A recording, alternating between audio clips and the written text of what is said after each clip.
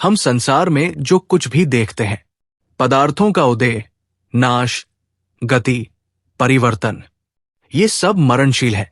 अब जो ज्ञान ऋषि दे रहे हैं वो शब्दों से भी गहन है। ऋषि कहते हैं मृत्युशील कर्म कभी सत्य नहीं हो सकता और न मृत्युशील कर्म से अमरत्व प्राप्त हो सकता है, क्योंकि जो अमर है वो नित्य है, वो अनादि है, वो कर्मों के बंधनों से सर्वथा परे है। जैसे सूर्य के प्रकाश को कोई छू नहीं सकता, वैसे ही आत्मा जो स्वयं अमृत स्वरूप है, उसे कोई कर्म, कोई उपाधि, कोई परिवर्तन छू नहीं सकता। जो मृत्यु से उत्पन्न होता है वो नश्वर है, पर जो स्वयंभू है, जो किसी कारण से नहीं बना है, जो स्वयं अपने में स्थित है, वही सच्चा है। जिसने स्वयं को देखा, उसने देखा कि मैं कोई कर्मजनित सत्ता नहीं हूं, मैं कोई परिणाम नहीं हूं, मैं जन्मा नहीं हूं, मैं मरा नहीं हूं।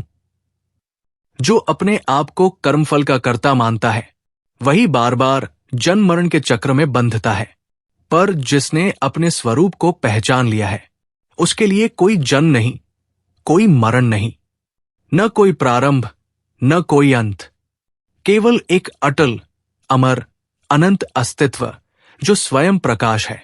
ये कोई बौद्धिक चर्चा नहीं, ये तो आत्मा की अनुगूंज है जो कह रही है, हे आत्मस्वरूप, तुम नित्य हो, तुम अजन्मा हो, तुम कर्मों के पार हो, तुम स्वयं आनंद स्वरूप ब्रह्म हो। नित्य स्वरूप आत्मा के भीतर न कोई उत्पत्ति है, न कोई नाश। जो अमर है वो कैसे मर सकता है? जो अजन्मा है वो कैसे जन्म ले सकता है?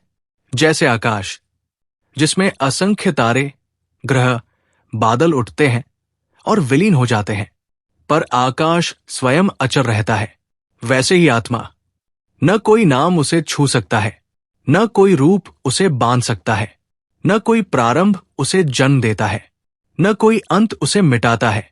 जन्म और मृत्यु के खेल केवल देह के हैं।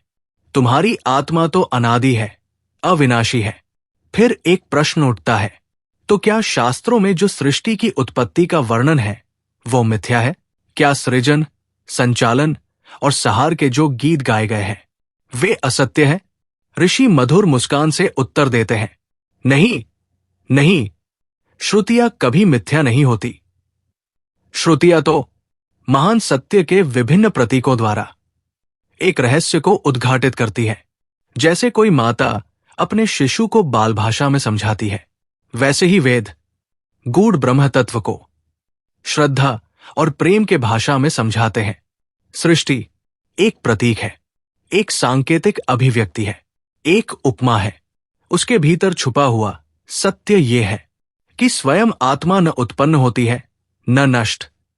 केवल उपाधियों, देह, मन, जीवन चक्र के स्तर पर आविर्भाव और तिरोभाव, आना जाना देखा जाता है।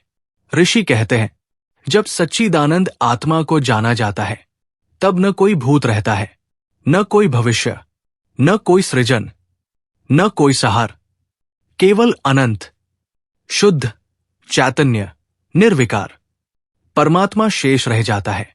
भूत और भविष्य जो प्रतीत होते हैं वास्तव में वे भी सत्य नहीं है। ये सब माया के उद्भव से उत्पन्न धारणाएं मात्र है। जैसे कोई स्वप्न में अनेक दृश्य देखता है पर जागने पर जानता है कि वे सब कल्पनाएं थी, वैसे ही माया के आवरण में हम भूतकाल, भविष्यकाल, संसार, बंधन और मुक्ति का अनुभव करते हैं। पर जब चेतना जागती है तो पता चलता है कि न कोई बंधन था, न कोई मोक्ष, सदैव केवल एक शुद्ध, अद्वितीय, अचल सत्य था, जिसे ना कोई उत्पन्न कर सकता है, ना कोई नष्ट कर सकता है। फिर एक गहन संकेत आता है। श्रुति, वेदवाणी और युक्ति, तर्क, दोनों में यदि अंतर हो तो श्रुति ही प्रमाण है, क्योंकि तर्क तो माया के भीतर जन्मा हुआ चंचल मन का उपकरण है, जबकि श्रुति उस पार के साक्षात्कार का उद्घोष है। श्रुति कोई कल्पना नहीं, श्रुति वो गूढ़ गर्जना है जो स्वयं आत्मा से फूटी है। जिसमें ब्रह्म स्वयं बोल उठा है। ऋषि प्रेम पूर्वक समझाते हैं, हे साधक, जो भी निर्णय करोगे, जो भी विवेक करोगे, वो सब तर्क की भूमि पर आधारित होगा, इसलिए उसमें भ्रांति संभव है। परंतु यदि तुम शरण लो श्रुति की, उस वाणी की जो अनादि अनुभव से फूटी है, तो तुम परम सत्य में स्थित हो जाओगे। आगे वो कहते हैं, शुद्ध बुद्धि ही उस समय समर्थ है जब वो माया से रहित है, जहां राग, द्वेष, अहंकार, संकल्प विकल्प नहीं है। वही बुद्धि शरण्य है, वही योग्य है। और तब वो बुद्धि श्रुति के आश्रय से अपने शुद्ध स्वरूप को पहचान लेती है, आत्मा को जान लेती है। जहां श्रुति प्रत्यक्ष रूप से कहती है, नेति नेति, न ये है न वह है, वहां किसी भी निष्कर्ष का, किसी भी सीमा का स्थान नहीं होता। अजात्य मानत बहुधा माया जायते, जिसे तुम विविधता कहते हो, भिन्नता, जन्म, मृत्यु, समय, परिवर्तन कहते हो, वो सब कुछ माया से उत्पन्न हुआ भ्रांति है। सत्य में न कोई जन्मता है, न कोई मरता है। सदैव एक ही आत्मा, अजन्मा, अविकारी, अनश्वर, चिरंतन विराजमान है। वे पूछते हैं, यदि वास्तव में सृष्टि उत्पन्न हुई होती तो उसमें नाना वस्तुओं का सत्य रूप से अस्तित्व होता, परंतु ये नाना रूपता भी माया ही है। जिस प्रकार स्वप्न में देखते हुए अनेक नगर, मनुष्य, आकाश, पृथ्वी प्रतीत होते हैं, किंतु जागरण में सब माया जान पड़ते हैं, उसी प्रकार ये दृश्य जगत भी माया है। यदि एक ही घटक परमात्मा विभिन्न नामों, रूपों में विभाजित प्रतीत होता है, तो ये केवल दृष्टि का भ्रम है। सत्य में कोई विभाजन नहीं, सत्य में केवल एक है, सदा, अचल, अनादि, अनंत। जैसे अंधकार स्वयं कोई सत्ता नहीं है, बल्कि प्रकाश के अभाव का नाम है, वैसे ही माया कोई स्वतंत्र सत्ता नहीं है, केवल ज्ञान का आभास न होने का नाम है, जिसे हम बहुधा जन्म मरण कहते हैं। जो संसार का विविधता भरा दृश्य है, वो सब अज्ञान से ही उत्पन्न प्रतीत होता है। परंतु जैसे स्वप्न में देखे नगर, पर्वत, नदियां जागने पर मिथ्या जान पड़ती है, वैसे ही ये संपूर्ण विश्व भी केवल अविद्या का खेल है। मोक्ष और मरण, ये सब शब्द भी माया के बंधन है। जब पूर्ण जागृति होती है तो मोक्ष का भी अभाव होता है, बंधन का भी अभाव होता है, मरण का भी अभाव होता है। जिसमें मृत्यु के रहते हुए भी मृत्यु नहीं है, ऐसी स्थिति ही परम जागरण है, जहां न जन्म है, न मृत्यु, न बंधन, न मोक्ष, केवल निर्विकल्प एकत्व है। अद्वैतम, निर्मलम, अविकृतम, अमृतम। श्रुति सर्वथा और कारण दोनों का प्रतिवेदन करती है। ये जो संसार का अभ्युदय है, उत्पत्ति का ये रहस्य है, ये केवल शब्दों का खेल नहीं है, ये केवल तर्क नहीं है, ये स्वयं श्रुति का दिव्य उद्घोष है। संभूति अर्थात हिरण्यगर्भ को भी उत्पत्ति और सहार के क्रम में उपेक्षा दी जाती है, क्योंकि ये भी अज्ञान की उत्पत्ति है। कौन जानता है इसका आदिस्रोत? कौन पहुंच सकता है उस क्षण तक जब न जन्म था न मृत्यु थी, जहां न प्रकाश था न अंधकार था, जहां केवल मौन था, निर्गुण निराकार मौन। ऋषि कहते हैं, संभूतियां और असंभूतियां ये दोनों ही समाप्त हो जाती है जब सच्चिदानंद में प्रवेश होता है, जहां किसी उत्पाद की आवश्यकता नहीं रहती, जहां किसी सहार की कल्पना भी नहीं उठती, नहीं परम स्यान्य संभव संभूतिरेवा। क्योंकि जब परम तत्व का साक्षात्कार होता है तो न संभव शेष रहता है, न संभूति। फिर एक अद्भुत निष्कर्ष वे प्रदान करते हैं, तस्येदम संभवर्दानात् संभूतिर्पि विनश्यति। जैसे स्वप्न जागरण के साथ लय को प्राप्त हो जाता है, वैसे ही ये संपूर्ण सृष्टि जागृत ब्रह्मबोध के साथ अदृश्य हो जाती है। शब्दों की उत्पत्ति भी संभूति से है और शब्दों का अंत भी संभूति के लय से ही होता है। जहां न शब्द रहता है, न अर्थ, न संकल्प, केवल असीम शांति, सच्चिदानंद।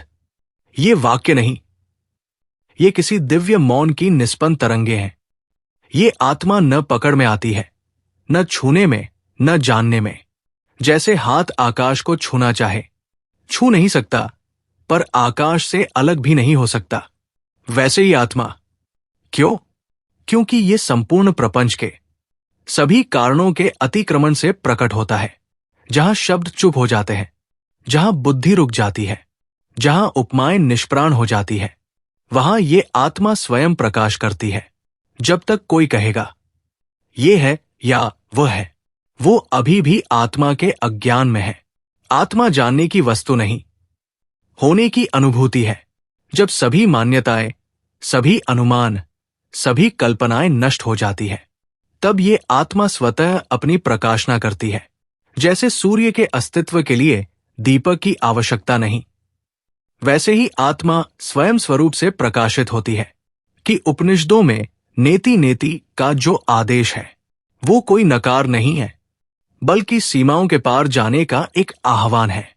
ये ऐसा नहीं कि आत्मा नहीं है, ये ऐसा है कि आत्मा को किसी भी शब्द, संकल्पना या प्रतीक में बांधा नहीं जा सकता। उपनिषद बार बार नेति नेति कहते हैं, क्योंकि शब्दों का अतिक्रमण कर मौन में प्रवेश करने के लिए प्रेरित करते हैं। जहां शब्द मौन हो जाए, जहां ज्ञान भी अज्ञान से पार चला जाए, जहां देखने वाला भी देखे और स्वयं में लुप्त हो जाए, वही आत्मा का प्राकट्य है। मौन ही इस आत्मा की व्याख्या है। ये मौन ही है जो अंतिम शिक्षक है। ये मौन ही है जो सबका मूल है। ये मौन ही है जिसमें सारी यात्राएं विश्राम लेती है। अज्ञान से जो उपदेश प्रारंभ होता है, वो धीरे धीरे अंत में उसी निर्गुण ब्रह्म के प्रकाश में विलीन हो जाता है। जैसे कोई बालक पहले शब्दों से बोलना सीखता है, फिर मौन की भाषा में डूब जाता है, वैसे ही वो अंतिम सत्य तो वाणी से भी परे है। ये उपदेश जब तक श्रोताओं की योग्यता के अनुरूप सीमित रहता है, तब तक वो नाम, रूप, सृष्टि आदि की चर्चा करता है। परंतु जब साधक की दृष्टि तीव्र हो जाती है, तो उसे शब्दों के पार, व्याख्यान के पार, सीधे अनुभव में ले जाया जाता है, जहां कोई तत्व नहीं, जहां कोई जन्म मरण का बंधन नहीं, जहां केवल मैं हूं का अखंड अविचल अनुभव है। वही आत्मा का उजास है। माया से ही जन्म और मृत्यु दिखाई देते हैं, परंतु तत्व दृष्टि से न कोई जन्म है, न कोई मरण। आत्मा अजन्य है, अमर है, अपरिवर्तनीय है। माया से ढके हुए चित्त को लगता है कि जन्म हुआ, मरण हुआ, पर जैसे स्वप्न में देखा गया नगर जागने पर लुप्त हो जाता है, वैसे ही माया जागृति में जल जाती है, और तब केवल निर्विकार आत्मा शेष रहती है, शांत, अनंत, अचल। कि जब तक ये माया है, तब तक संसार है, जन्म है, मृत्यु है। जब माया गल जाती है, तो केवल अद्वितीय आत्मा, सच्चिदानंद स्वरूप स्वतः प्रकाशित होता है। जैसे बादलों के हटते ही सूर्य स्वयं प्रकट हो जाता है, वैसे ही ये सत्य कोई बना नहीं सकता, ये सत्य कोई मिटा नहीं सकता। ये सत्य केवल है, केवल है, केवल है। ये जगत, ये सृष्टि, ये प्रपंचों का जाल, सब मानो किसी स्वप्न से उत्पन्न प्रतीत होता है। आत्मा तो अक्षर है, नित्य, अजन्मा, अविनाशी। जब कोई देखता है कि सब वस्तुएं उत्पन्न होती है, तो ये केवल माया के प्रभाव से जानना चाहिए। जैसे रज्जू में सर्प की कल्पना हो जाती है, वैसे ही आत्मा में जगत का भ्रम उत्पन्न होता है। परंतु जैसे जब ज्ञान होता है कि वो सर्प नहीं, केवल रज्जू है, तब सारा भय समाप्त हो जाता है। वैसे ही जब आत्मा का साक्षात अनुभव होता है, तब संसार की समस्त आभासिकता लुप्त हो जाती है। आत्मा का जन्म नहीं होता, क्योंकि जन्म तो किसी कारण से होता है, और आत्मा तो परम कारण है, परम तत्व है। वो अजन्मा है, उसका कोई आदि नहीं, कोई अंत नहीं। न वो उत्पन्न होता है, न नष्ट होता है। उसका न कोई कारण है, न कोई उत्पादक प्रक्रिया। जैसे आकाश पर कितनी भी गंदगी छा जाए, फिर भी आकाश अप्रभावित, अक्षुण्ण रहता है, वैसे ही आत्मा भी माया, जन्म, मृत्यु, सृष्टि, इन सब के स्पर्श से भी अछूता है। जो अज्ञानी है वो माया को सत्य मानता है, जो ज्ञानी है वो जानता है कि ये सब सिर्फ प्रतीति का खेल है, मात्र एक भ्रांति, एक आभास। जैसे सूर्य के प्रकाश में कोई भेद नहीं होता, जैसे समुद्र की लहरें असंख्य होते हुए भी एक ही जल से बनी होती है, वैसे ही सारा जगत आत्मा के अद्वितीय प्रकाश से प्रकाशित है। संसार तो एक स्वप्न है, पर आत्मा वो स्वप्न दृष्टा नहीं है, वो तो स्वप्नातीत है, मौन है, पूर्ण है, शांत है, स्वयं में स्थित है, जहां कोई गति नहीं, कोई परिवर्तन नहीं, कोई उदय नहीं, कोई अस्त नहीं, बस वही आत्मा है। जब हम जन को देखते हैं तो प्रतीत होता है कि जैसे आत्मा का भी कोई आरंभ है, कोई नवीन अवस्था है, परंतु मांडुक्य कारिका के इस रहस्यपूर्ण श्लोक में ये उद्घोषणा है कि जन भी तभी माना जा सकता है जब पूर्व में कोई अन्यथा अवस्था हो, कोई असत्व हो, परंतु आत्मा तो नित्य है, अनादि है। अतः जन मानते ही हम अनवस्था को आमंत्रित कर लेते हैं। ये निष्कर्ष निकलता है आत्मा अजन्मा है, जन्मरहित है।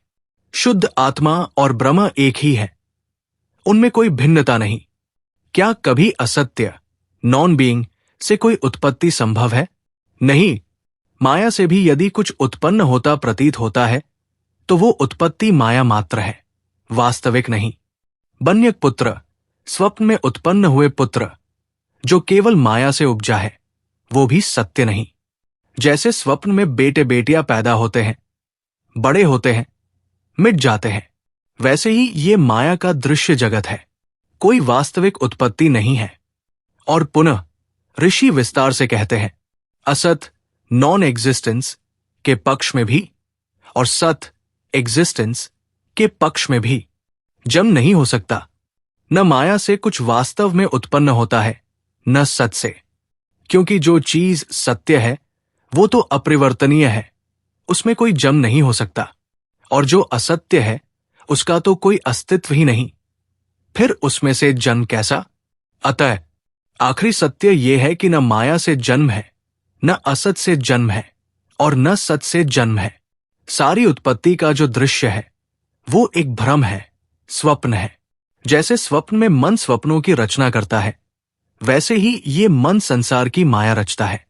स्वप्न में मन स्वप्न देखता है, स्वयं दृश्य बन जाता है, रचयिता भी वही, देखने वाला भी वही। उसी प्रकार ये माया जगत भी उसी चेतन के खेल से उत्पन्न प्रतीत होता है, पर वास्तव में उसमें कोई उत्पत्ति नहीं है। जब कोई गहन समाधि में उतरता है तब वो अनुभव करता है कि सारा संसार जो प्रत्यक्ष प्रतीत होता है वो भी उसी चेतना की तरंग है। ना कोई आरंभ है, ना कोई समाप्ति, ना कोई सृष्टि है, ना कोई विनाश। जो है वो बस ओम है, शुद्ध, अव्यय, अद्वितीय, निर्गुण, नित्य ब्रह्म। इसी को गौड़पादाचार्य बारंबार इस कारिका में उजागर करते हैं। जिस प्रकार स्वप्न में हमारा मन ही विभिन्न प्रकार के दृश्य रचता है, उसी प्रकार जागृत अवस्था में भी मन ही माया रूप से अनेक रूपों का निर्माण करता है। जैसे स्वप्न के दृश्य वास्तविक नहीं होते, वैसे ही जागृत अवस्था में जो विविध भासमान होता है वो भी मन की एक माया है। ये सारा दृश्य जगत जो हमें प्रत्यक्ष प्रतीत होता है, वस्तुतः केवल चित्त का विक्षेप है, केवल माया है। सत्य तो एकमात्र आत्मा है, जो निर्लिप्त, शुद्ध और प्रकाश स्वरूप है। मन माया रूप से जगत का अनुभव करता है। जब तक ये मन अपने विक्षेपों को जन्म देता है, तब तक ये जागृत, स्वप्न और सुषुप्ति में भटकता है। परंतु जैसे ही मन के सारे संकल्प शांत हो जाते हैं, जैसे ही मन अपनी असली प्रकृति में स्थित हो जाता है, वही आत्मा का बोध प्रकट होता है, जो न जागृत है, न स्वप्न है, न सुषुप्ति। वो केवल एक अकंप मौन है, अखंड सत्ता है। स्वप्न और जागृत दोनों ही अवस्था में जो अनुभव किया जाता है वो मन का ही प्रक्षिप्त मायाजाल है। इसीलिए कहा गया है, जागृत हो या स्वप्न, दोनों में ही जो कुछ दिखाई देता है वो वास्तव में सत्य नहीं है। जैसे रज्जु को अंधकार में सर्प समझ लिया जाता है, वैसे ही अज्ञानवश हम संसार को सत्य मान लेते हैं, पर जब ज्ञान का प्रकाश होता है तो स्पष्ट हो जाता है कि न तो कोई सर्प था, न कोई भिन्नता थी, केवल रज्जु थी, केवल एक सत्ता थी। उसी प्रकार जब आत्मा का बोध होता है तो ये सारा माइक संसार लय को प्राप्त हो जाता है। केवल आत्मा शेष रह जाती है, जो आदि से अंत तक एक रस, अखंड और स्वप्रकाश है। मन, जो स्वप्न और जागृत अवस्था में विविध कल्पनाओं का जाल बुनता है, वास्तव में ब्रह्म स्वरूप आत्मा से अभिन्न है। जब ये मन विशुद्ध हो जाता है, जब ये अपने विक्षेप छोड़ देता है, तब ये आत्मा का साक्षात्कार करता है। तब न कोई द्वैत रहता है, न कोई सृष्टि, न कोई बंधन, केवल मुक्त, असीम, अखंड सत्ता रह जाती है। यहां ज्ञान का चरम अनुभव है। मैं वही हूं, अहम ब्रह्मास्मि। जैसे स्वप्न में संपूर्ण दृश्य केवल मन का निर्माण होते हैं, वैसे ही जागृत अवस्था में भी समस्त जगत, पर्वत, नदियां, आकाश, तारे, सूर्य, चंद्रमा सब केवल चित्त का विक्षेप है।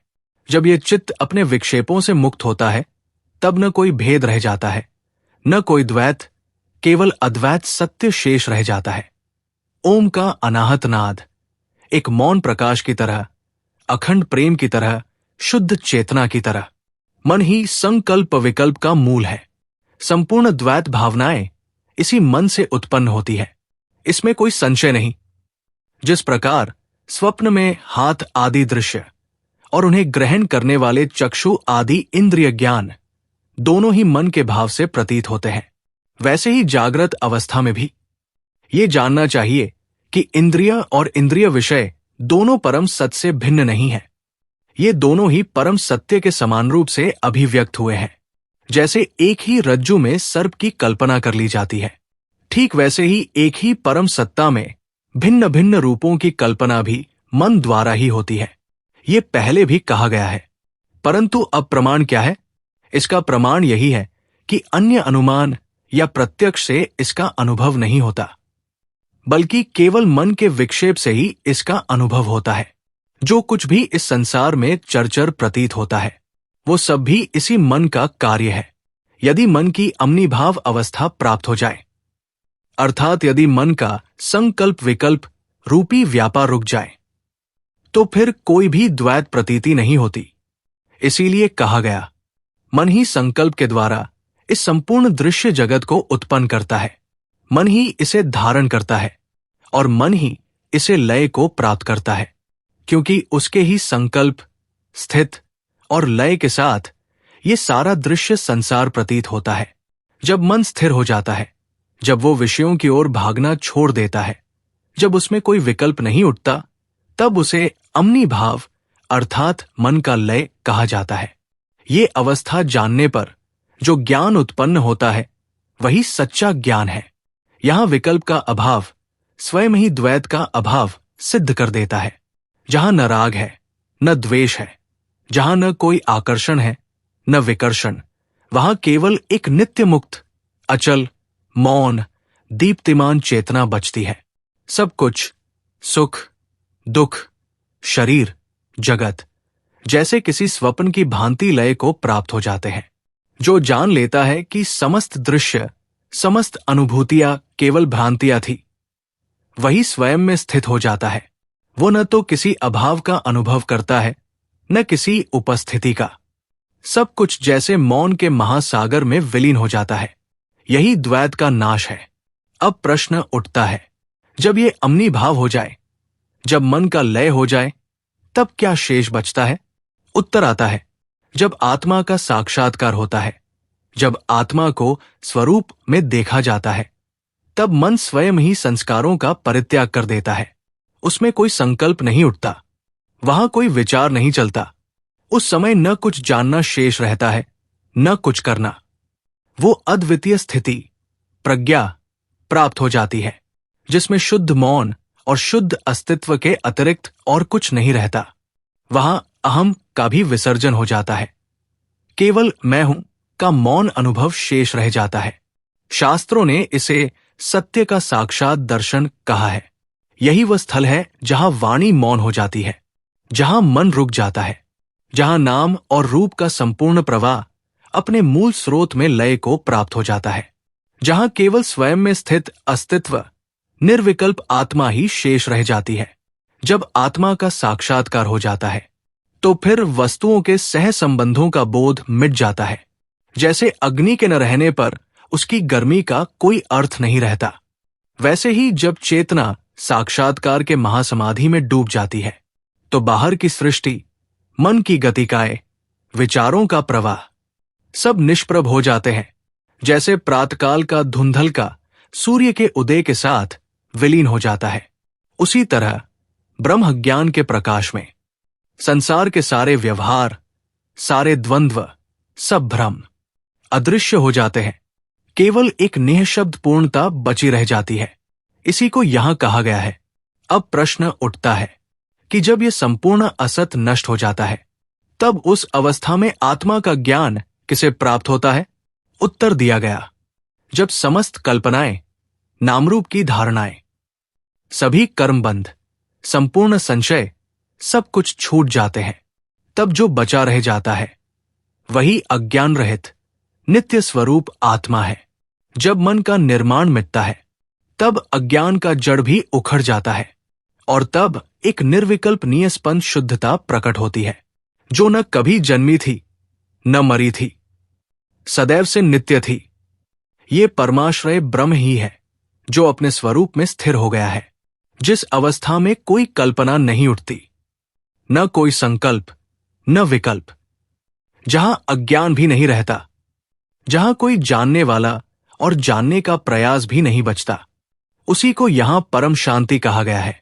जब वो ब्रह्मवेत्ता परम तत्व को अपने अंतर में पहचान लेता है तब उसे ज्ञात होता है कि जो कुछ भी इस जगत में प्रतीत हो रहा है सब कुछ उसी एक अखंड अजरमर ब्रह्म का ही दिव्य प्रकट रूप है। सभी रूपों का विशेष ज्ञान, सभी भिन्नताओं की अनुभूति, सभी नामरूपों के खेल केवल उसी एक चेतना की लीला है। ये जो मैं और तुम का भेद दिखाई देता है, ये भी उसी परमात्मा के खेल की एक हल्की छाया मात्र है। जब अग्नि के भीतर भिन्न भिन्न प्रकार की ज्वालाएं दिखती हैं तो भी वे वास्तव में अग्नि से भिन्न नहीं होती। उसी प्रकार ये संपूर्ण जगत, सभी भिन्नताएं, सभी संकल्पनाएं, सभी सीमाएं केवल एक ही आत्मा की व्यापकता है, जिसने इस अद्वितीय सत्य को जान लिया। उसने जीवन मरण के सभी भयों को पार कर लिया। उसने जान लिया कि न कोई दूसरा है न कोई भिन्नता है, केवल एक ही है जो बिना भेद के शुद्ध चैतन्य रूप में स्थित है, जहां शाश्वत प्रकाश है, जहां ज्ञान और अज्ञान का भी कोई संघर्ष नहीं है, जहां केवल नित्य शांति और अपार अखंडता है। वही ब्रह्म है। ये ब्रह्म ज्ञान किसी संकल्प, कल्पना, शब्द या भावना से भी परे है। ये न किसी चेष्टा से जाना जा सकता है, न किसी विचार से पकड़ा जा सकता है। ये तो केवल उस मौन में स्वयं को उद्घाटित करता है, जहां जानने वाला और जाना जाने वाला दोनों विलीन हो जाते हैं। अतः ज्ञानी पुरुष को, जो इस अखंड चैतन्य का साक्षात अनुभव कर चुका है, किसी भी प्रकार के द्वैत, किसी भी प्रकार के अज्ञान या भेद का स्पर्श नहीं कर सकता। वो सर्वत्र केवल उसी एक को देखता है, उसी को जीता है, उसी में लीन रहता है।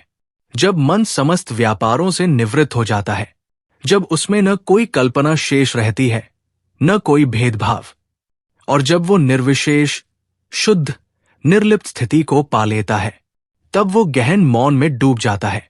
ऐसा मौन जिसमें न कोई तरंग उठती है न कोई विकल्प शेष रहता है। ऋषि कहते हैं, ये जो सुषुप्ति अवस्था है, जिसमें समस्त चेष्टाएं लुप्त हो जाती है और केवल आत्मा स्वयं अपने प्रकाश में स्थित रहती है, ये वो संकेत है जो हमें उस उच्चतर व्यापार की ओर ले जाता है, जहां योगी अपनी अंतरात्मा से साक्षात्कार करता है। ये वो मौन व्यापार है, जहां व्यापार भी व्यापार नहीं रह जाता। चेतना मात्र में चेतना की दृष्टि से दृष्टा स्वयं खो जाता है।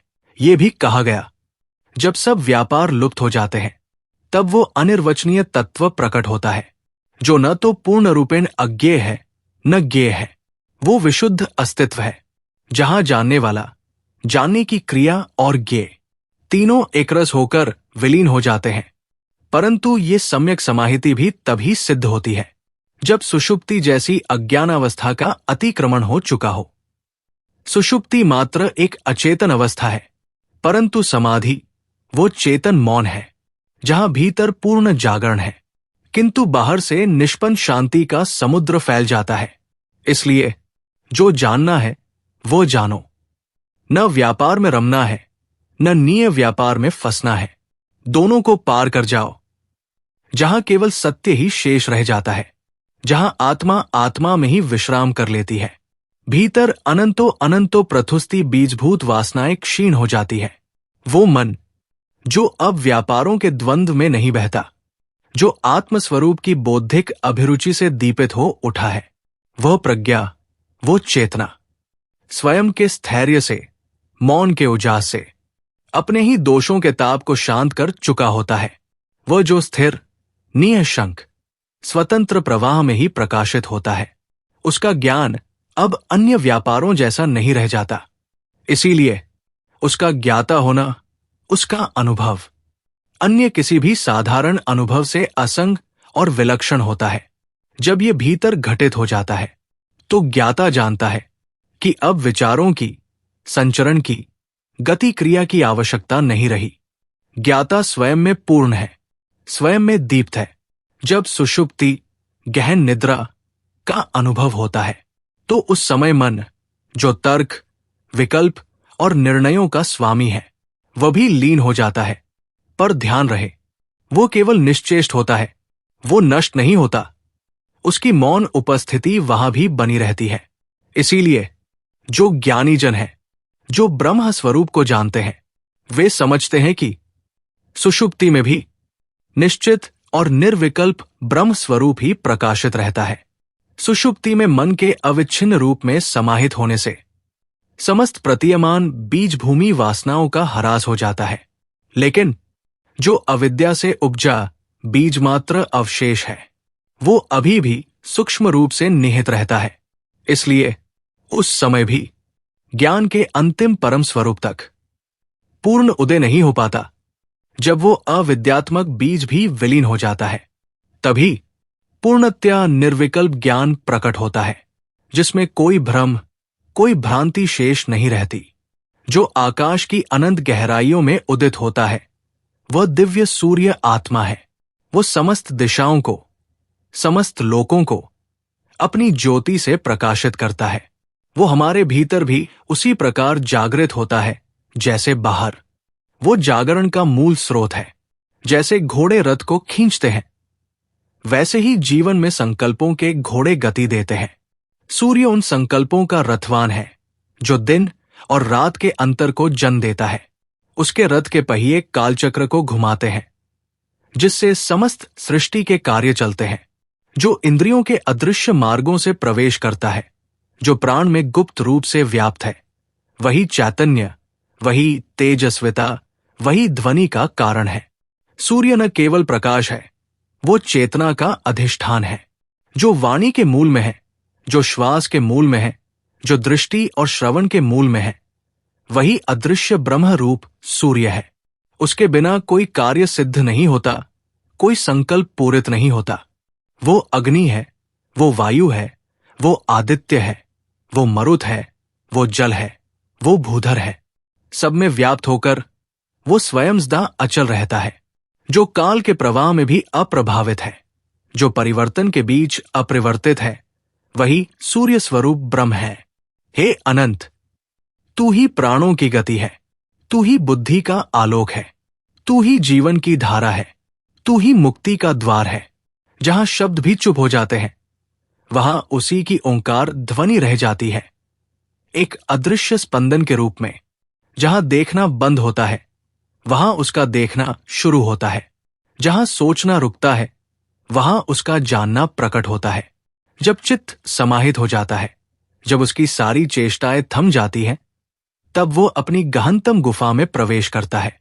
वहां न कोई जानने वाला रहता है, न जानने योग्य वस्तु, केवल मौन, केवल अस्तित्व। वहां प्रज्ञा और अज्ञान दोनों का क्षय हो जाता है। वहां केवल शुद्ध ब्रह्मत्व, परम सत्य शेष रह जाता है। जब संपूर्ण द्वैत, संपूर्ण भय का कारण तिरोहित हो जाता है, तब आत्मा अपने ब्रह्म स्वरूप को पहचान लेती है। यही स्थिति निर्भयता है, यही अमरत्व है। उस क्षण ब्रह्म की विलक्षणता प्रकट होती है। ज्ञान ही उसका स्वरूप है, न कि कोई बाहरी प्रकाश। वो ज्ञान जो किसी माध्यम से नहीं आता, जो स्वयं प्रकाशित है, वही वहां अनुभूत होता है। ये कोई अनुभव भी नहीं है, कोई बोध भी नहीं है। ये तो अकल्पनीय सत्य का प्रत्यक्ष स्वाद है।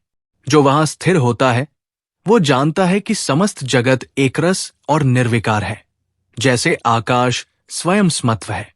वही परमात्मा है, वही अखंड तत्व है। अब वाणी एक नवीन प्रयोजन के साथ उठती है। अजन्मा, अजर, अमर वो परम तत्व है, जिसका कोई आरंभ नहीं, कोई प्रपंच नहीं। वो जो समस्त जगत का आधार है, जो स्वयं में स्थित है, वही सत्य है। उसे कोई क्रिया छू नहीं सकती, कोई विकार उसमें प्रवेश नहीं कर सकता। वही सर्वथा निर्विकार तत्व है, अचल, अम्लान, अनंत। वही है जिसे वेद गूंजते हैं। वही है जो मौन में नाद बनकर ध्वनित होता है।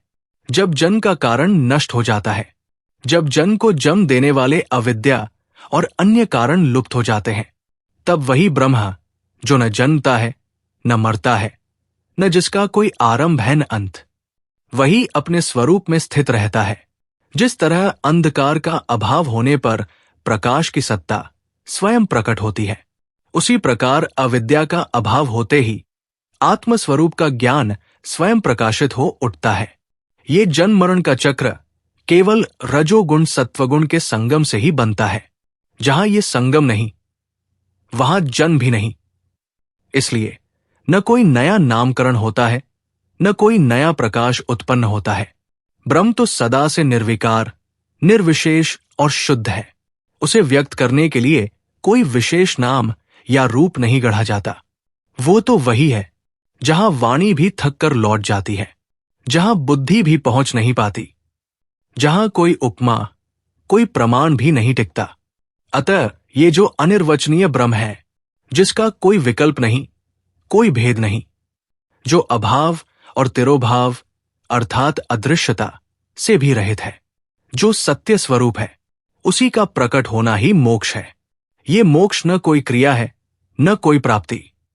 ये तो केवल उस अनंत मौन का प्रकट होना है, जो सदा से था, है और रहेगा। जब तक ये जगत दिख रहा है, जब तक प्रपंच का आभास हो रहा है, तब तक जान लो वो सब ब्रह्मरूप प्रकाश ही है। ब्रह्म ही दिन बनता है, ब्रह्म ही रात्रि बनता है, ब्रह्म ही कारण है, ब्रह्म ही कार्य है, ब्रह्म ही सब कुछ आच्छादित कर रहा है, ब्रह्म ही सर्वत्र व्याप्त है। जब ब्रह्म का आभास ढक जाता है, जब उसकी महिमा ओझल हो जाती है, तभी तमस प्रकट होता है, तभी अज्ञान घटित होता है। अज्ञान के कारण ही प्रपंच का, दिन रात का, समय असमय का, कार्य कार्य का भेद दिखता है। किंतु जो दृष्टा है, जो साक्षी है, वो स्वयं प्रकाशित नहीं होता। वो तो सदा सर्वत्र प्रकाशमान है।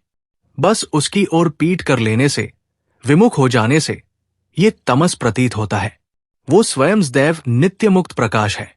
न उसमें कोई कार्य है, न कोई विकार है, न कोई बंधन है, न कोई मुक्ति है।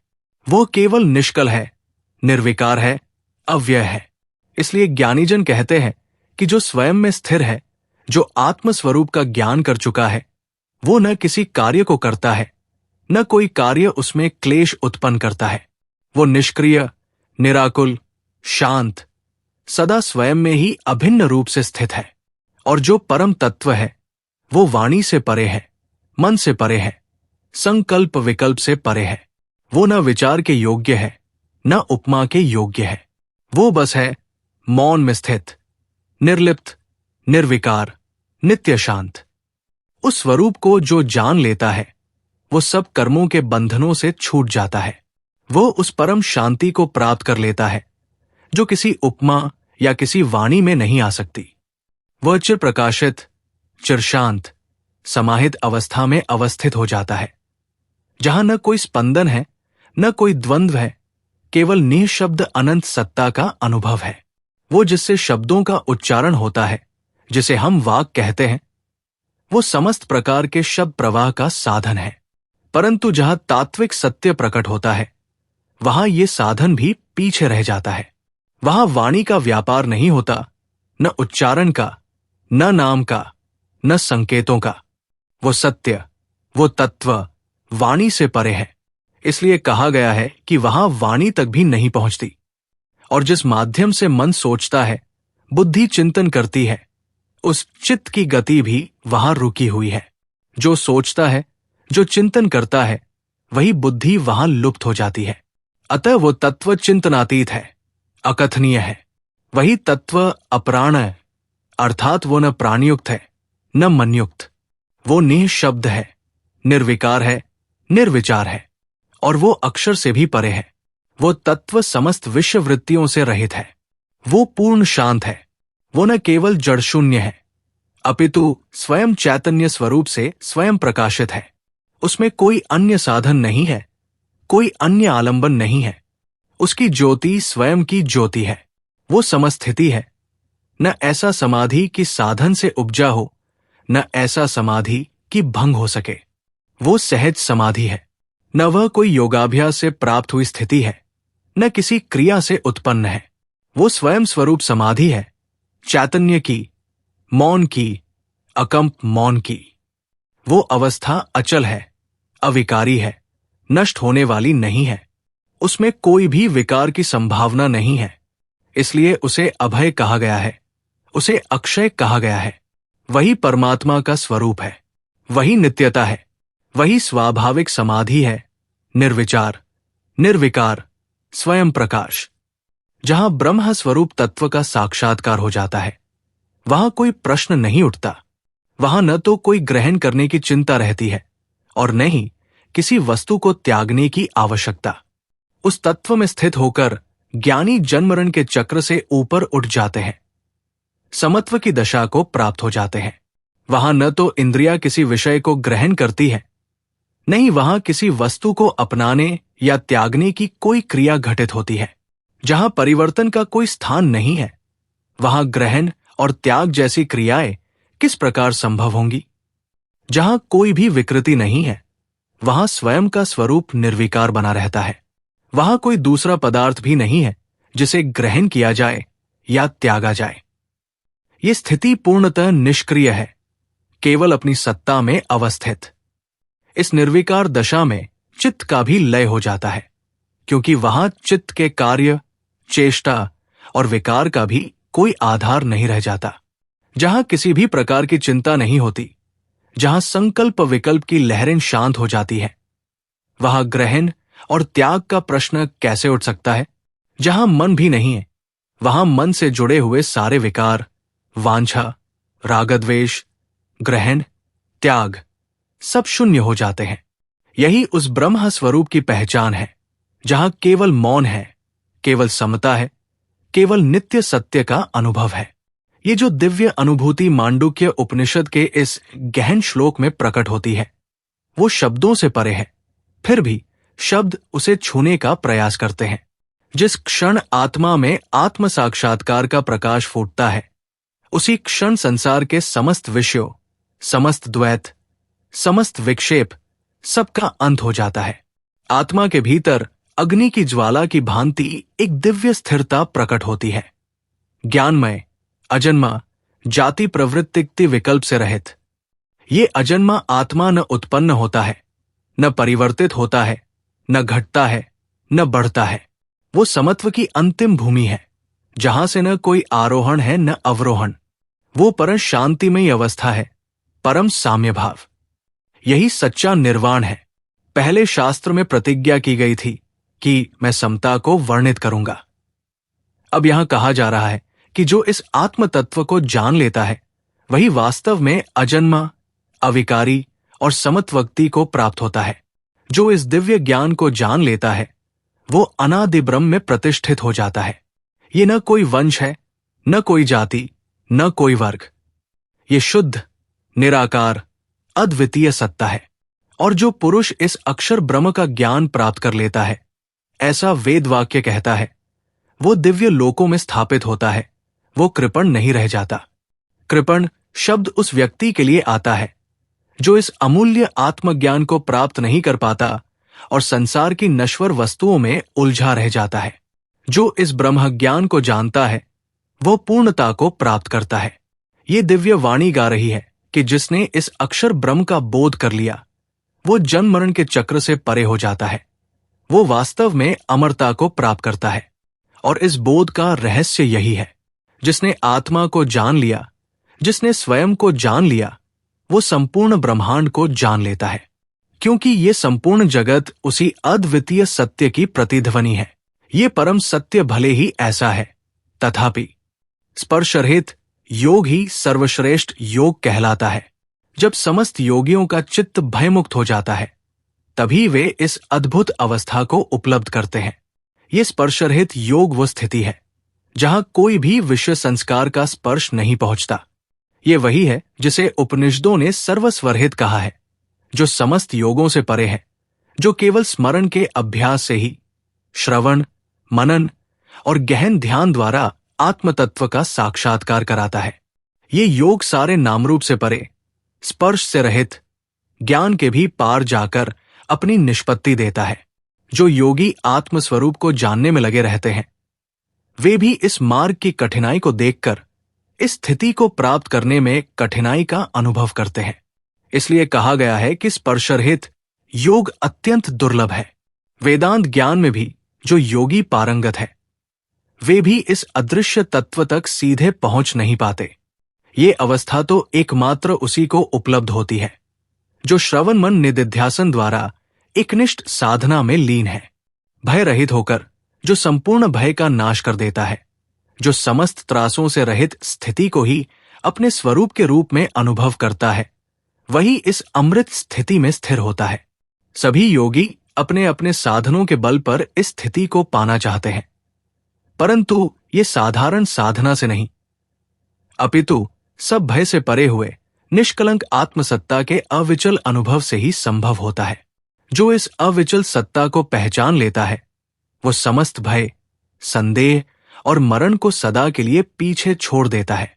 जिनके अंतःकरण में ब्रह्म स्वरूप से परे जाकर मन और इंद्रियां भी रजोगुण के साम्य में कल्पित हो चुकी है, जो सभी विषयों और संसर्गों को त्याग चुके हैं, उनके भीतर ब्रह्म स्वरूप का स्थायित्व और मोक्ष स्वरूप अक्षय शांति सहज ही सिद्ध हो जाती है। उस स्थिति में न तो कोई क्रिया रहती है, न कोई अन्य विकल्प। यही सर्वोच्च दशा है जिसे श्रुति ने भी कहा है। परंतु जो धैर्यहीन साधक है, जो अभी भी इंद्रिय और मन के उथल पुथल में उलझे हुए हैं, जो स्वयं को आत्मा से भिन्न मानते हैं, जो आत्मा से संपर्क बनाने का प्रयत्न करते हैं, उनके लिए एक मध्यम मार्ग का विधान किया गया है। ये मार्ग है धीरे धीरे मन को संयमित करना, उसे विषयों से हटाकर एक निश्चल स्थिति में स्थिर करना। जब मन पूर्णतया संयमित हो जाता है तब समस्त योगफल, भय का नाश, दुख का क्षय, प्रमाद का अभाव और अक्षय शांति स्वयं ही प्रकट हो जाते हैं। मन के संयम से ही सब कुछ सिद्ध होता है, और यदि मन संयमित नहीं है तो भले ही अन्य प्रयास कर लिए जाएं, दुख और भय से छूटना संभव नहीं। मन यदि प्रचलित रहता है, इच्छाओं की ओर दौड़ता हुआ, तो फिर दुख, भय और असंतोष का कारण बना रहता है। जब आत्मा अपने सत्य स्वरूप में प्रतिष्ठित हो जाता है तब उसकी अवस्था ऐसी होती है कि वहां न मन की कोई गति है, न विचारों की कोई लहर। वहां संकल्प विकल्प सब रुक जाते हैं। मन जहां स्वयं शांत हो जाता है, क्योंकि वहां जानने योग्य कुछ शेष नहीं रह जाता। वो निर्विकल्प शांति जो मोक्ष का द्वार है, वही मोक्ष स्वरूप शांति है, जो स्वयं भी मन्नातीत है। ये शांति ऐसी है जो न विक्षिप्त होती है, न संकल्पों के झंझावात से विचलित होती है। मन का ये नियस्पन हो जाना ही मोक्ष है। जिस प्रकार कोई शक्तिशाली कुशाग्र बुद्धि वाला साधक कुशा के तिनकों को एक एक कर उखाड़ कर साफ कर देता है, वैसे ही ये साधक अपनी सूक्ष्म दृष्टि से सारे वृत्तियों को समूल उखाड़ता है। वो अपने भीतर उत्पन्न होने वाली हर लहर को, हर कल्पना को, हर प्रतिक्रिया को, हर सुख दुख के कारण को जड़ से निर्मूल करता है और इस प्रकार वो अपने चित्त को निर्लेप और निर्विकार कर देता है। ऐसा साधक जो योग बल से निरंतर सजग बना रहता है, वो धीरे धीरे संपूर्ण वृत्ति शून्यता को उपलब्ध होता है। फिर भी प्रश्न उठता है, क्या ये मनोनिग्रह केवल प्रयास करने से, केवल इच्छा करने से संभव है? तो उत्तर आता है, नहीं, ये केवल कर्म से नहीं होता, न केवल उद्योग से। ये तो सहज भाव से होता है। तब जब साधक अपनी समस्त सत्ता से समर्पित हो जाता है, जब समस्त क्रियाएं स्वयमेव शांत हो जाती है, जहां न प्रयास शेष रहता है, न उपेक्षा, न वासना, न विरोध, केवल मौन बचता है। वही मौन, वही निर्विकार स्थिति, वही अंतिम विश्रांति, वही मोक्ष है। जब उपाधियां, कर्म, भोग और वासनाएं शिथिल होकर गिरती है और चित्त विश्राम की ओर बढ़ता है, तब आत्मा के भीतर एक गहन निर्विकारता प्रकट होती है। जैसे कोई जलधारा धीरे धीरे सूखती है और अंत में लय को प्राप्त होती है, वैसे ही कामनाओं का भी अंत हो जाता है। कामनाएं और भोग की वृत्तियां जब अंतस में उठती है, तब चित्त चंचल हो उठता है। पर जब साधक सावधानी से इन चंचलताओं को देखता है, उन्हें पहचानता है और बिना उन्हें पुष्ट किए केवल साक्षी भाव से निहारता है, तब वे धीरे धीरे अपनी शक्ति खो बैठती है। चित्त की चेष्टाएं जो भोगों की ओर दौड़ती थी, अब ठहरने लगती है।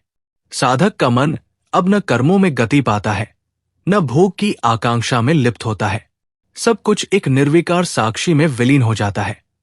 वो साक्षी जो न किसी प्राप्ति की आकांक्षा करता है, न किसी त्याग का अभिमान रखता है। ये वो स्थिति है जहां चित्त अपने स्वभावतः ही निर्मल और निष्क्रिय हो जाता है। यहां न कोई अर्जन है, न कोई वियोग, केवल मौन है, केवल शांति है। इस शांति में मन सहज ही विश्राम पाता है, बिना किसी प्रयत्न के, बिना किसी बाध्यता के। कामनाओं की चेष्टाएं इस साक्षी भाव की अग्नि में जलकर भस्म हो जाती है। तब साधक जानता है कि जो कुछ भी व्यस्तता है, जो कुछ भी तृष्णा है, वो केवल मन के भ्रम से उत्पन्न है। जब मन स्वयं को छोड़ देता है, तो वो अपने मूल में लौट आता है, जहां न कोई इच्छा है, न कोई विरोध, केवल अखंड मौन है, अखंड चेतना है। सब दुख का मूल है कामनाओं में आसक्त होना। जो जन्म और जगत की उत्पत्ति का निरंतर स्मरण करता है, वो देखता है कि वस्तुतः कोई भी पदार्थ स्थायी नहीं है। सब देवताएं भी अंततः नश्वर हैं। इसलिए जो पुरुष इस संसार की नश्वरता को भली भांति जान लेता है, वो कामनाओं और भोगों की मृग तृष्णा से विमुक्त हो जाता है। उसका चित्त कामनाओं के विष से रहित होकर परम शांति में स्थिर हो जाता है। वो जानता है कि ये सब अनात्मा है, केवल ब्रह्म ही सत्य है। वो निरंतर विचार करता है कि ये उत्पन्न होने वाला सब कुछ मिथ्या है, नित्य सत्य केवल आत्मा है। इसलिए वो अविनाशी ब्रह्म का आश्रय लेकर सारे दुखों से पार हो जाता है। ऐसे पुरुष को जब जीवन के अंतिम क्षण आ जाए, तो उसे आत्मचिंतन में स्थापित करें। उसके चित्त को निर्मल बनाकर उसे ब्रह्म का स्मरण कराएं। यदि ऐसा न कर पाए, तो कम से कम उसे शांति के मार्ग पर प्रेरित करें। यदि वह इन दोनों में भी असमर्थ हो, तो उसे सत्य और समाधि के विचारों से अव्यक्त रूप से भी जोड़ने का प्रयास करें। क्योंकि अंतिम समय में भी यदि चित्त को सत्य के समीप पहुंचा दिया जाए, तो ये जन्मों के चक्र से मुक्ति का द्वार बन सकता है। जब ये ज्ञान की समस्त दृश्य और अदृश्य सत्ता केवल एक आत्मा है, जब ये गहन विवेक और वैराग्य हृदय में स्थिर हो जाता है, तब साधक अपने चित्त और मन को इस परम सत्य में लीन कर देता है। चित्त को हर प्रकार की कल्पना, स्मृति और संकल्पों से खींचकर आत्मस्वरूप में स्थिर करता है। मन को गहरे सन्निपात में ले जाकर समाधिस्थ स्थिति में स्थापन करता है। जब चित्त किसी भी भोग, इच्छा या वासनाओं में प्रवृत्त नहीं होता, न किसी विषय विकार की ओर आकर्षित होता है, तब वो परम विश्रांति की ओर अग्रसर होता है। धीरे धीरे जब मन विषयों की गंध से भी परे हो जाता है, जब बाह्य का आकर्षण अंतःकरण को छू भी नहीं पाता, तब बीज भी नष्ट हो जाते हैं। बीज अर्थात गहन अवचेतन वासनाएं। ये अवस्था बीज रहित समाधि की ओर संकेत करती है। उस समय साधक की चेतना में केवल परम समता रह जाती है, कोई आकर्षण नहीं, कोई विकर्षण नहीं। तब जो भी अनुभव होता है वो सम्यक समाधि का अनुभव होता है, जहां आत्मा का शुद्ध स्वरूप ही शेष रह जाता है। किंतु साधक को यहां भी सावधान रहना चाहिए। जब यह समता उत्पन्न हो तो भी उसे वहां चित्त को डगमगाने नहीं देना है। उसे वहां भी एक निर्बाध शांति में प्रतिष्ठित रहना है। उसकी चेतना में हलचल या चेष्टा का लेश भी नहीं होना चाहिए। जहां सांसारिक सुख और दुख की अनुभूति लुप्त हो जाती है, जहां प्रज्ञा स्वयं लुप्त हो जाती है, केवल निर्विकार मौन रह जाता है, वही आत्मा का वास्तविक साक्षात्कार होता है। वहां कोई संकल्प, कोई विकल्प नहीं उठता। वहां केवल अमृत मौन होता है, आत्मा में आत्मा की पूर्ण विश्रांति। जब कोई योगी अपने भीतर पूर्ण समाधि को उपलब्ध करता है, तब वो जिस सुख का अनुभव करता है, उसे लेकर भी वो आसक्त नहीं होता। वो न तो उसे पकड़ता है, न ही उसमें रमता है, क्योंकि वो जानता है कि ये सुख भी बुद्धि का एक प्रतिबिंब मात्र है। ये भी माया है, मिथ्या है। इसलिए वो अपनी प्रज्ञा बुद्धि से इस सुखानुभूति को भी निश्चल होकर देखता है, जैसे कोई नीरस साक्षी देखता है, आकर्षित हुए बिना, बंधित हुए बिना। और जब ये दृष्टा, ये साधक उस सुख के आकर्षण से भी नितांत निर्लिप्त हो जाता है, तब उसका मन पूर्णत, निर्विकार, निश्चल, स्वप्रकाशी चैतन्य स्वरूप में स्थिर हो जाता है। वहां न कोई संकल्प उठता है, न विकल्प, बस अखंड आत्मा का ही अनुभव रह जाता है। ये निश्चल स्वरूप ही सच्चा समाधि का प्रवेश द्वार है। जब चित्त में कोई संचलन नहीं रहता, नहीं विचारों की तरंगे उठती है, नहीं मन किसी धारणा में उलझता है, तब जो बचता है वही निःशब्द ब्रह्म है। जब चित्त पूर्ण शांत हो जाता है, विचारों और द्वैत भास से रहित हो जाता है, उसी क्षण ब्रह्म की सहज पहचान होती है। वही परम मौन, वही अंत शांति, वही निर्वाण है। जब समस्त विचार, समस्त धारणाएं, समस्त कल्पनाएं उस अगाध निस्तब्धता में विलीन हो जाती है, जब कोई चिन्ह भी नहीं रहता, न जागरण, न स्वप्न, न सुषुप्ति, न पुनः किसी प्रतीति का उदय, तब जो अनुभव शेष रह जाता है वही निर्विशेष ब्रह्म है।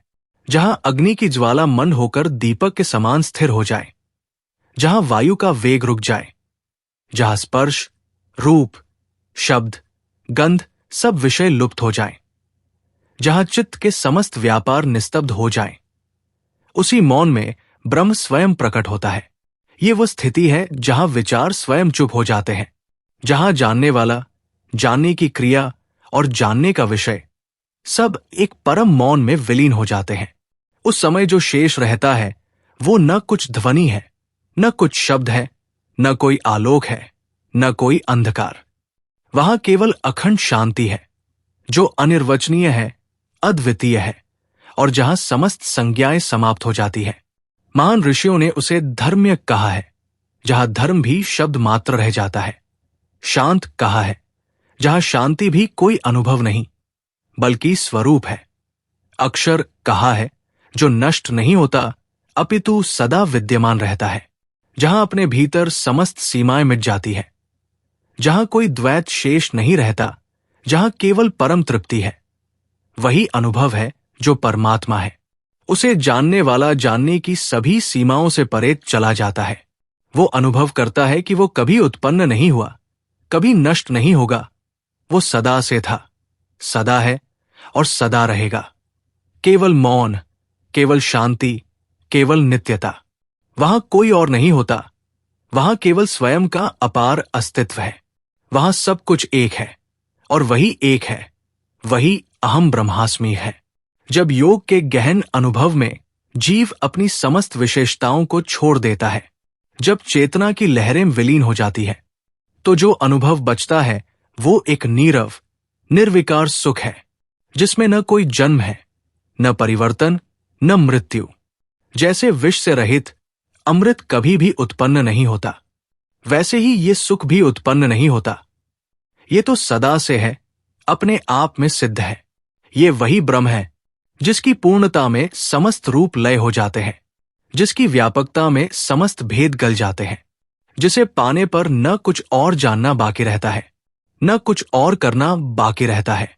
ये ब्रह्म ही सुख स्वरूप है, यही अंतिम तृप्ति है। अब प्रश्न उठता है, परमार्थ सत्ता क्या है? जिन्होंने संपूर्ण दृश्य जगत को मन की कल्पनाओं और इंद्रियों के संयोग से उत्पन्न होने वाली रचनाओं के रूप में जाना है, जिन्होंने सब उपाधियों को अस्वीकार कर दिया है, वही जानते हैं कि परमार्थ सत्ता कोई वस्तु नहीं है, कोई दृश्य पदार्थ नहीं है, बल्कि केवल शुद्ध अस्तित्व है। और इस शुद्ध अस्तित्व में न कोई जीव उत्पन्न होता है, न कोई बंधन संभव है, न कोई परिवर्तन घटित होता है। ये सत्य का वो धरातल है जहां न कोई संयोग है, न कोई विक्षेप, जहां केवल शाश्वत ब्रह्म ही ब्रह्म के रूप में स्थित है, जहां कुछ भी नया नहीं जन्मता, क्योंकि वहां पहले से ही सब कुछ पूर्ण है। यही है वो परम सत्य। जीव का कोई उत्पत्ति नहीं होती, न वह करता है, न भोगता है, न वह किसी कारण से उपजा है, न किसी उपाय से उसे रचा गया है। ये संपूर्ण प्रतीत हो रहा संसार केवल एक भ्रांति है। सत्य वही है जो सदा अचल है, जो कभी बदलता नहीं। इसलिए न तो कोई जीव किसी कर्म के कारण उत्पन्न होता है, न किसी साधन के द्वारा मोक्ष प्राप्त करता है। ये जो चेतना है, ये स्वयं में ही अखंड, पूर्ण और कारण रहित है। ये केवल प्रतीति का खेल है कि कहीं जन्म दिखता है, कहीं मृत्यु, कहीं बंधन, कहीं मोक्ष। पर जो आत्मा साक्षी है, वो इन सब से अछूती है। जो सत्य को जानता है, वो जान लेता है कि न कोई बंधन है, न कोई मुक्ति, न कोई साधना है, न कोई सिद्धि। सब कुछ केवल उस परम सत्य के प्रकाश में स्वप्न की भांति उठता और लय हो जाता है। जो इसे जान लेता है, वो स्वयं में स्थिर हो जाता है, अनंत, अमर, अद्वितीय। यहां आज हमने मांडुक्य उपनिषद की त्रयी यात्रा को पूर्णता तक पहुंचाया। आगम प्रकरण में उपनिषदों के मूल स्वरों का प्रथम उद्घोष सुना। वैतथ्य प्रकरण में जगत के स्वप्नवत मिथ्यात्व का अद्भुत उद्घाटन देखा। अद्वैत प्रकरण में भेद, द्वैत और ज्ञान के समस्त संकल्पों का पूर्ण विसर्जन अनुभव किया। परंतु यात्रा अभी पूर्ण नहीं हुई है।